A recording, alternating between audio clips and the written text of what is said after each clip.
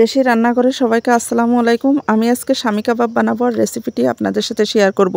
এখানে আমি গরুর মাংসটাকে সুন্দর করে প্রেসার কুকারে দিয়ে সিদ্ধ করে নিয়েছি। তার সঙ্গে দিয়েছি পরিমাণ মতো লবণ, আদা বাটা, জিরে বাটা, রসুন বাটা দিয়ে প্রেসার কুকারে সিদ্ধ করে নেওয়ার পরে ব্লেন্ডারে ব্লেন্ড করে নিয়েছি। ছোলার ডালটাকেও আমি সিদ্ধ করে ব্লেন্ড করে নিয়েছি।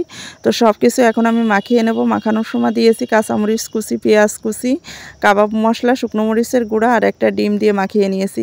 তো আর একটু কর্নফ্লাওয়ার দিছি যাতে সুন্দর মুসমুসে হয়। তো আমি দেখলাম যে একটুখানি শুকনা শুকনা ঝুরঝুরে হয়ে গেছে, তো আরেকটা ডিম দিয়ে দিলাম। এতে করে কি হবে, শেপটা সুন্দর আসবে আর মাংসটাকে ঝুরঝুরে করবে না। আর যদি দেখেন যে কখনও পাতলা হয়ে গেছে তাহলে একটুখানি টোস্টের গুঁড়া দিয়ে নেবেন। আর আমার এই রেসিপিটি যদি আপনাদের ভালো লাগে তাহলে অবশ্যই লাইক কমেন্ট শেয়ার দিয়ে পাশে থাকবেন। দেখেন এবার সুন্দর একদম পারফেক্টলি হয়ে যাচ্ছে।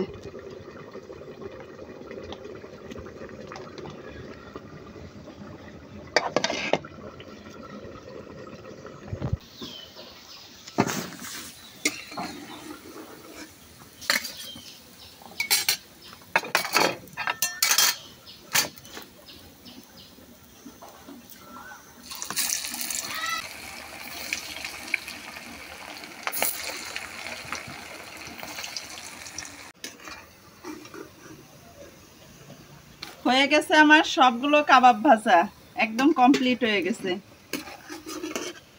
আর আজকে আমি আপনাদের ভেঙে দেখাচ্ছি কাবাবগুলো কতটা পারফেক্টলি হয়েছে।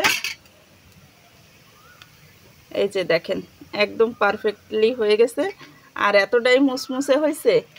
দেখেন শব্দটাও শোনাই দিলাম।